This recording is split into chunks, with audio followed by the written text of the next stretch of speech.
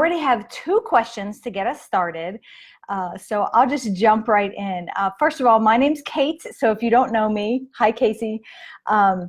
I am the Director of Early Childhood Ministries at Grace Point Church. So today I'm going to talk a little bit about that.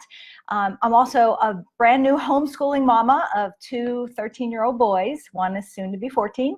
And I just have a real passion and desire to come alongside moms as they parent and teachers of young children as they do what they do. So great to see you, Courtney and Jenna, as well. So the first question I have today is really about an early childhood environment. So if you are around multiple children, this should be helpful for you. So I just did a training yesterday. As the Director of Early Childhood Ministries, I care for the welfare, the souls, the life of our volunteer team members, the children and the parents that we serve at Grace Point Church. So I do trainings about 4 times a year. And so we had this training and it went really well, but then I got a question after that I thought, oh, I wish this would have come up during the training because I bet other people have this question too. So the question was, what do I do if I have preschoolers, which are about 3 to 6 years old in our church, and ideally we have 2 adults and 1 teen helper with up to 16 kids in a group. So, but sometimes we don't have all the volunteer team members that we need, so there's just 1 adult and 1 teen, so then they have about 10 to 12 kids.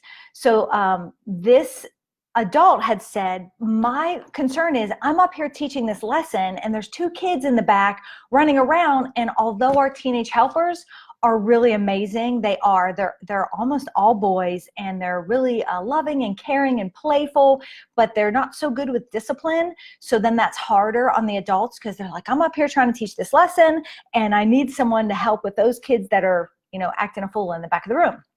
So what do I do about that was her question. And I said, that's a perfect question. Good morning, Ashley. Glad you're here. Hi, Jill. And the answer is the very first thing, and this is almost always going to be my very first response, and that is to stop and breathe. Because what happens to our body is, oh my goodness, you start getting some anxiety because I'm up here teaching and those 2 kids are running around and I'm going to lose control of my whole class, and your anxiety rises. So the very first thing you do is just stop and breathe, which sometimes we feel like, I don't have time for that. I need to move on to this. But believe me, if you don't take care of that first, nothing else is going to work. No wonderful strategy I give you after that could possibly work if you don't stop and breathe. And for us, we stop, breathe, and pray. God, give me your strength right now. Also, if you stop and breathe, you can assess the situation. Is this just bothering me? Is it because I'm up here teaching this wonderful lesson and those 2 kids don't care and I feel inadequate? Because sometimes it does tap into that stuff as a mom or a teacher. Or are those kids' behavior in the back of the room bothering the rest of the class and now they can't learn what I'm trying to teach? Or is it unsafe? So we need to kind of assess all those things, and we can't possibly do that if we're feeling anxious. So does that make sense? Okay. So first we breathe to assess the situation. And then we're going to give choices. So the choices have to be 2 positive choices. It can't be like, come over here or I'm calling your mom and you're going home. So it has to be 2 things that they want to do and 2 things that you can live with. For example, you can sit on the carpet or you can sit in the chair. You can sit on the carpet or you can sit in the chair. And I tell parents will say, teachers will say, I gave them 2 choices and they're like, nope, not doing either of them. So what I say is, again, keep breathing. I can handle this. I have what it takes. And then remember, kids do this to us all the time. They'll say, Mom, can I have a cookie? And you'll say, no, it's too close to dinner. You can't have a cookie. 2 minutes later, can I have a cookie? No, I just told you no, you can't have a cookie. They walk away. Mama, can I please, Mama, can I just have a cookie? Can I just have one cookie, please? And you're like, no, we don't even have any cookies. Come on, get out of here. I'm trying to make dinner. You can't have a cookie. Then they come back. Mama, I love you. I love you too, baby. Can I have a cookie? And you just want to give them all the cookies so they leave you alone, right? They wear you down. So I'm suggesting that we do the same thing for them, wear them down, but with two positive choices. You can sit on the carpet or you could sit in the chair. Which do you choose? And they're not moving. So you say, you can sit on the carpet or you can sit in the chair. You can sit on the carpet or you can sit in the chair. You can sit on the carpet, like, see where I'm going? And it doesn't work if you go, you can sit on the carpet or you could sit in the chair. I mean, because then you lost control. So breathe. You can sit on the carpet or you can sit on the chair. And you can even say, running around the back of the classroom when I'm teaching up here is distracting. You can even say to the kids who are in front of you, paying attention to your amazing lesson, you know what, I'm having a hard time because those kids are distracting me. And that's okay. It's not like I'm calling those kids out, but you simply say, I'm having a hard time here. Will you breathe with me? And that might sound silly, but I know that you have the experience of walking into a room, you're walking in the room, and two people are not even talking, but you're like, ooh, something's going on here, right? You feel that tension. Our kids have done it, right? They walked into the room, my husband and I we're not talking, but they're like, are you guys fighting? Is something going on? So you feel the tension in the room, so you can even have the other children say, hey, let's breathe together. Johnny and Susie are having a hard time. Let's help them out. So it's bringing the tension down in the environment. And then again, you go back to those two positive choices. You can sit on the chair or you can sit on the carpet. You can sit on the chair or you can sit on the carpet. Sometimes, good morning, Jen, we do have a situation where they say, well, I want to sit at this table. And that wasn't one of your choices. I really say in that situation, you have to assess if at least it's getting them towards what you want them to do.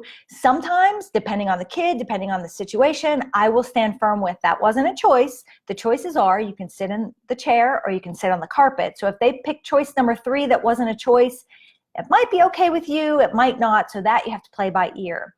But I was going somewhere with that about the giving two positive choices, keeping with it, staying positive.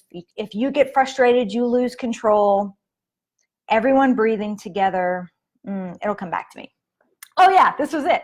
So then the third part, because there's 3 things to do if you're with a group of kids and some are not listening, but most of them are. First, always first, you're breathing to assess the situation. Second, you're giving 2 positive choices. And third, you're going to encourage them.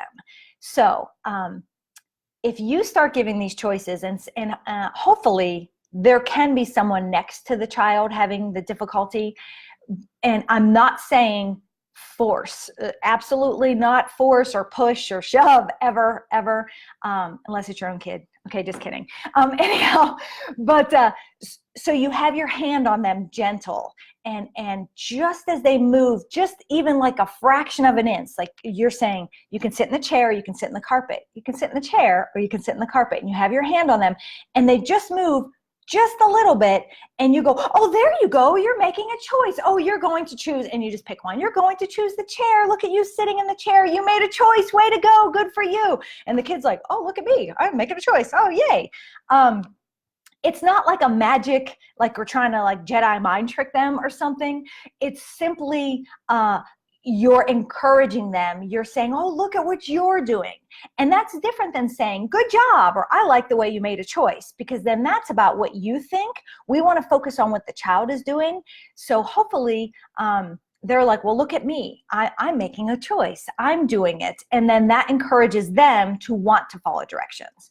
So just to go back, the first question was, what do I do about having a bunch of kids if I'm in a classroom situation and then there's a couple not paying attention? First and foremost, you always breathe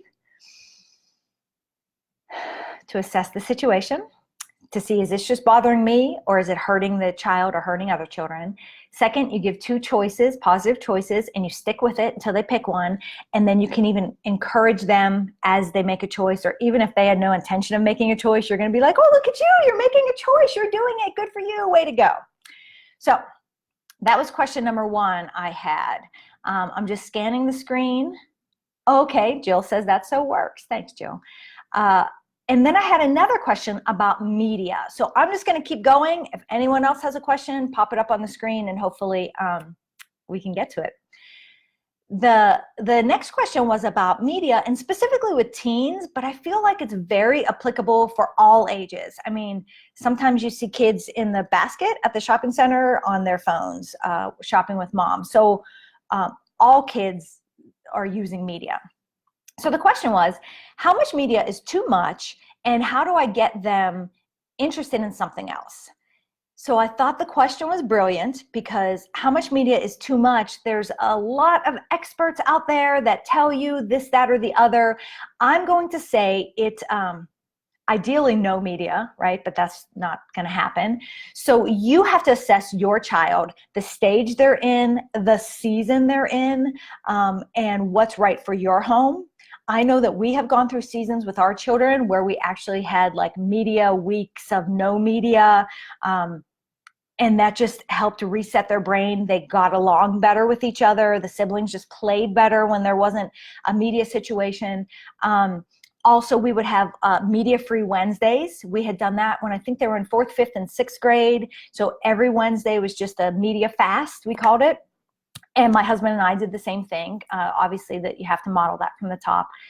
But if your children are older, you can always take a baseline with them. So I know this is a real teacher term, but you have to first know how much media they're using. So sometimes you might think, yeah, they're on media like an hour a day, but then it's really like 6 hours. So you have to first figure out how much they're using. They might not even be aware. Hey, buddy, do you know that you were actually on your phone or on the computer or on the Xbox for 6 hours yesterday? Do you think that's a lot? Well, let's see how many hours are in a day. And as they're older and as you know your children, they can figure that out. They can, sometimes they're just not aware, and that's what we do. Remember, we're not raising children. We're actually raising future adults. So we need to help them process through those things, think through those things. So first is we want them that awareness. Always first we have to have an awareness. Usually it comes with breathing and relaxing. So you can kind of talk through that with them, what works for your family, talk to your spouse if you, so you're on the same page there and work through that first. If you are a single parent household, figure out which works for you first and then bring it to the kids. So that would be first. The second question I thought was really powerful because she asked, how do I get them to be interested in something else? So words are very powerful. And when you ask a question, how do I get, so GET being the word I'm focusing on here, how do I get them to stay in bed at nap time, to be interested in something else, to eat their peas, to, whatever, how do I get them? It puts you in a mindset of how do I make my child or how do I force my child to do this? And it's less of a problem-solving mindset and more of a forcing mindset.